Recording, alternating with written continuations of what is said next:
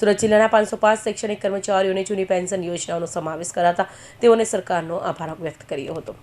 સુરત જિલ્લાના 505 શૈક્ષણિક કર્મચારીઓની જૂની પેન્શન યોજનામાં સમાવવા માટેની કાર્યવાહી કરવા બદલ તમામ કર્મચારીઓએ સરકારનો આભાર વ્યક્ત કર્યો હતો। શૈક્ષણિક કર્મચારીઓએ કહ્યું હતું કે આ નિર્ણય માત્ર આર્થિક સુરક્ષા પૂરતો સીમિત નથી, પરંતુ શિક્ષણ ક્ષેત્રે સેવારત કર્મચારીઓના માન સન્માન અને ભાવિ નિશ્ચિતતાઓ સાથે પણ જોડાયેલો છે। વર્ષો સુધી નિષ્ઠાપૂર્વક સેવા આપતા કર્મચારીઓ માટે આપનું આ કાર્ય એક આશાનો સૂર્ય બની ગયું છે। સરકારની કાર્યક્ષમ નેતૃત્વ, શક્તિ, માનવીય અભિગમ અને કર્મચારીના હિત માટેની પ્રતિબદ્ધતા પ્રશંસનીય છે। આપના આવા સકારાત્મક નિર્ણયોથી શિક્ષણ ક્ષેત્રે નવી ઉર્જા અને પ્રેરણા પ્રાપ્ત થાય છે। સરકાર તથા સમગ્ર જિલ્લા શિક્ષણ અધિકારી કચેરીના તમામ કર્મચારીઓનો હાર્દિક આભાર વ્યક્ત કરાયો હતો અને સરકારના ઉત્તમ સ્વાસ્થ્ય અને સતત સફળતા કાર્યક્રમ માટે શુભેચ્છાઓ પાઠવી હતી।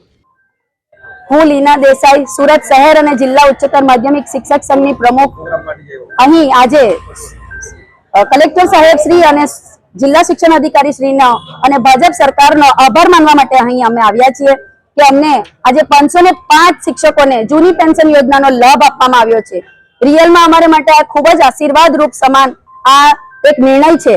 અમારા ગઢપણને એમને સુધાર્યું છે અને એટલે માટે એમનો આભાર વ્યક્ત કરીએ છીએ અને જિલ્લા શિક્ષણ અધિકારી શ્રીની કચેરીએ રાત દિવસ એક કરીને અમારે માટે જે કામગીરી કરી છે, જે કાગળિયાઓ તૈયાર કર્યા છે, એમનો ખૂબ ખૂબ આભાર માનીએ છીએ અને ભાજપ સરકારનો પણ અમે આ જગ્યા પર આભાર માનીએ છીએ કે એમણે અમારે માટે આ શુભ નિર્ણય લીધો અને હવે પછીના 2005 પછીના શિક્ષકોને પણ આ જૂની પેન્શન યોજનાનો લાભ આપવામાં આવે અને એ લોકોને પણ સિક્યોર કરવામાં આવે એવી રજૂઆત કરવા માટે અહીં અમે ભેગા થયા છીએ।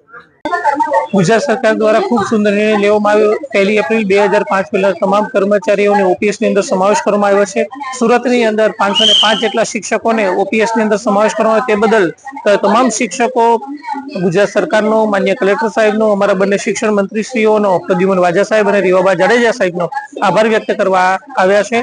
આ ઉપરાંત કમિશનર શાળાની કચેરીના અમારા પ્રદેશ રાણા સાહેબ અને તેમની સમગ્ર ટીમનો પણ આભાર વ્યક્ત કરે છે, કારણ કે આ શિક્ષકોની અંદર શિક્ષકોનો અને ઉત્સાહ જળવાઈ રહ્યો છે। આ ઉપરાંત તેમના પરિવાર પણ ખૂબ જ ઉત્સાહભેર ભાગ લઈ રહ્યા છે, કારણ કે તેમને ઓપીએસ ની અંદર સમાવેશ કરવામાં આવ્યા તે બદલ આભાર વ્યક્ત કરી રહ્યા છે।